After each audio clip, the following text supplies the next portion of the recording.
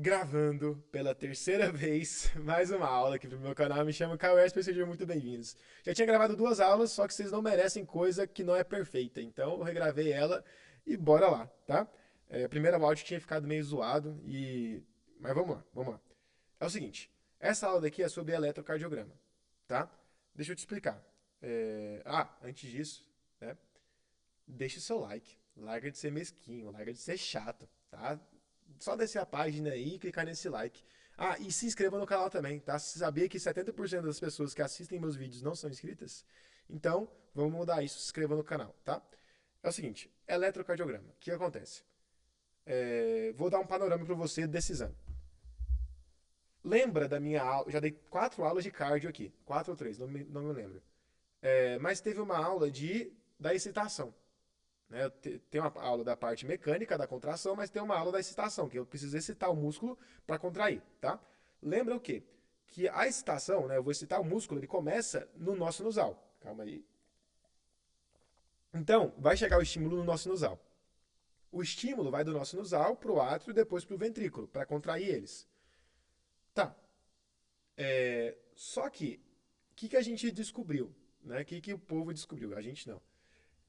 Esse estímulo que chega no nosso sinusal e vai para o coração, e vai para o resto do coração, ele também passa pelos tecidos adjacentes, pelos tecidos em volta. E isso inclui também a pele em volta do coração. Então, a corrente que vai passar pelo coração, contraindo o ventrículo e o átrio, também passa pela pele. O que a gente pensou?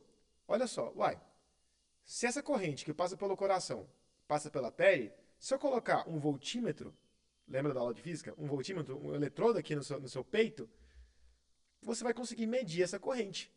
E eu vou conseguir medir a corrente que passa pelo coração. Isso, assim, tem uma riqueza, aliás, uma importância muito grande, né, para o exame do coração, né? Então a gente criou o eletrocardiograma, que é a medição dessa corrente que passa pelo coração, mas também que passa nos tecidos adjacentes, né? Você vai pegar pelo tecido adjacente. E criaram o eletrocardiograma. Mas, vou explicar como é que ocorre essa medição, tá? Vamos lá. Primeira coisa, você colocou o eletrodo aqui no peito, tá? E vamos fingir que não teve estímulo, né? Tá sem estímulo. O que acontece? Eu vou estar em potencial de repouso, né? Potencial de repouso, eu vou ter cargas positivas de fora, né? Vai estar de fora da membrana vai estar mais positivo, na parte de dentro vai estar negativo. Tá. Lembra da aula de física? Lembra da aula de física? Preciso que você lembre disso. Se eu colocar os dois eletrodos aqui, ó, finge que isso aqui é o eletrocardiograma. Perdão, é o sensor, né? Finge que é o sensor. Eu coloco um eletrodo numa parte da célula, outro eletrodo na outra parte. As duas partes estão em cargas positivas, tá? Pô, lembra que o voltímetro ele mede a diferença de potencial. Eu tenho uma diferença de potencial entre essa região e essa região? Não, as duas estão positivas. Se as duas estão positivas, eu não tenho diferença de potencial. Não tendo diferença de potencial, a DDP é igual a zero. Diferença de potencial é igual a zero. Então, no exame, no eletrocardiograma, né, essa parte aqui, ó, é o potencial de repouso, vai estar em zero, tá? Aí o que acontece? O que acontece? Eu vou ter um estímulo, né? Seu coração precisa bater, então preciso gerar um estímulo. Aí seu nó sinusal lá vai jogar o estímulo, né? Vai estimular as fibras. E esse estímulo também chega na pele que está adjacente. Chegando na pele, ó, vai chegar o estímulo aqui, vai chegar a corrente. O que acontece? Lembra, eu também já dei aula de potencial de ação. Quando o estímulo chega, vai descer carga positiva, né? Carga positiva vai entrar na célula e deixando o meio, a parte de fora, mais negativa. Aí você pensa, no momento que isso acontecer, quando eu começar a chegar a corrente, então vai vir carga positiva para dentro, vai deixar essa parte de fora negativa. Essa parte aqui que não chegou o estímulo ainda vai ficar positiva de fora. Olha os dois eletrodos. Esse eletrodo aqui, ó, da direita, ele vai estar numa região mais positiva. E esse da esquerda vai estar numa região mais negativa, tá? É, eu vou ter diferença de potencial. Vou. Né? Porque uma está na parte positiva, outra na parte negativa. Então a DDP vai ser, ó, maior que zero. DDP maior que zero. Tá? Então no exame, né, aqui ó, aqui estava em potencial de repouso. Aqui, quando chegou o estímulo, eu vou aumentar a DDP. Né? Porque vai chegar o estímulo, eu vou criar uma diferença de potencial, igual eu te mostrei agora. Tá? Então eu vou aumentar a DDP. Tá. Só que o estímulo não passou por completo, ele só chegou. Quando o estímulo passar, né, vai descer carga, lembra, de novo, vai descer carga positiva, né, e vai deixar o meio negativo. Quando o estímulo passar por completo, pelos dois eletrodos, né, pela célula, olha só, aí eu vou ter um eletrodo numa região negativa e o outro também numa região negativa. Eu vou ter diferença de potencial? Não. Então, aqui, ó, a DDP também é zero. O que confunde o aluno? O que confunde o aluno? Vai, Caio, como é que aqui tem carga positiva e aqui tem carga negativa e os dois são zeros? E os dois são iguais, né, a DDP? Porque DDP é diferença de potencial. Entre carga negativa e carga negativa, eu não tenho diferença de potencial.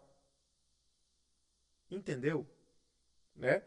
Aí, o estímulo, aqui, ó, lembra, chegou aqui estava sem potencial, né? Estava potencial de repouso. Chegou o estímulo, né, vai aumentar, né, a diferença de potencial, mas quando ele passar, né, quando ficar tudo negativo, quando despolarizar completamente a célula, ele volta ao normal. Tá? Ele volta ao normal. Tá. Pegou como é que funciona? Pegou como é que ocorre essa medição? Agora vamos pensar o seguinte. Pensa comigo. Esse aqui é um eletrocardiograma, tá? Só dividindo aqui para vocês, aqui é um batimento, tá? Esse aqui é um batimento, esse aqui é outro batimento, tá? Vamos lá, vamos pensar comigo. Qual que é a primeira coisa que eu tenho que contrair no coração? Se você não lembra disso aí, assiste a aula que eu dei sobre a mecânica do batimento cardíaco. Tá? Lá eu explico certinho, mas vamos fazer uma revisãozinha. Primeiro eu tenho que contrair o átrio. Por quê? Porque o átrio vai receber sangue e vai mandar o sangue para o ventrículo. Então primeiro eu tenho que contrair o átrio para depois o ventrículo contrair. Depois o ventrículo cheio de sangue contrair, tá? Para jogar sangue para a artéria. Tá, então primeiro eu tenho que contrair o átrio. Então, ó, aqui eu tenho uma despolarização. Tá? Aqui eu tenho despolarização, aqui eu tenho outra. Olha só. A primeira despolarização, né, ou seja, e qual é o nome dela? A gente chama de onda P, tá? A onda P, ela é a contração, perdão, a despolarização atrial. Então, sempre, onda P, até desenhar aqui, ó, grava na sua mão aí, olha só. Onda P é despolarização, despolarização atrial, tá? Grave isso aí. Tá. Então, primeiro eu despolarizo o átrio e depois o ventrículo. Qual que é a despolarização do ventrículo? É esse complexo QRS. Tá? Não é uma onda QRS, é um complexo. São várias ondas, são várias ondinhas, entendeu? Então, ó, despolarização atrial é a onda P, despolarização ventricular, que é o ventrículo, que é o músculo lá que vai mandar o sangue para a artéria, é o complexo QRS. Caio, por que, que o complexo QRS ele é muito maior do que a onda P? Pensa, o ventrículo tem muito mais fibra. Por quê? Porque ele precisa mandar sangue pelo. No caso, o ventrículo esquerdo precisa mandar sangue pelo coração inteiro. Então ele precisa de mais estímulo. Então a diferença de potencial vai ser maior. Né? E por isso fica fácil gravar, né? Que é o complexo QRS é a despolarização ventricular. Ó, despolarização ventricular. Tá, Caio. Aí você pensa, uai, Caio, tá. Então eu tenho o complexo P, perdão, eu tenho a onda P, que é a despolarização atrial, e eu tenho o complexo QRS, que é a despolarização ventricular. Mas para ele bater de novo, né, para eu ter outra onda P, que vai despolarizar de novo, eu tenho que repolarizar ele. E se você assistiu a aula de é, excitação, você lembra que eu tenho que repolarizar. Quem que vai repolarizar eles? Boa pergunta, meu aluno. Qual que é a onda que vai ser a repolarização? A repolarização do átrio, tá? A repolarização do átrio, ela acontece um pouquinho depois, só que ela está escondida pela onda QRS, pelo complexo QRS. Então ela estaria aqui, ó, assim. Só que como eu tenho a despolarização do ventrículo na mesma hora, ela meio que esconde a repolarização do átrio. Tá, Caio. E a repolarização do ventrículo? A repolarização do ventrículo é a onda T. Tudo bem? Aí eu repolarizei o ventrículo, eu posso fazer outro batimento. Galera, e os intervalos? É o seguinte. Vamos lá. Eu tenho o intervalo, ó, intervalo PR, né? No caso, fica entre P e Q, né? É o seguinte, o que é esse intervalo? Esse intervalo é o intervalo entre o início da excitação do átrio e o início da excitação do ventrículo, tá? Tá, início da excitação do átrio e início da excitação do ventrículo. Pensa. Então, é o intervalo que ocorre entre o átrio contrair, né, que eu vou ter a excitação, depois o átrio contrai, eu vou ter a excitação do ventrículo, depois o ventrículo contrai, e o ventrículo contrai. Então, esse intervalo é o tempo de enchimento. Né? O tempo que eu vou contrair o átrio, mandar sangue para o ventrículo, né? Encher o sangue do ventrículo e depois contrair o ventrículo. Então, é o tempo de enchimento. Outro intervalo importante também, né? Outro intervalo importante, é o intervalo entre Q e T. O que é esse intervalo? É a duração da contração do ventrículo. Não confunde. Agora que eu percebi que pode ser que você confunda o negócio.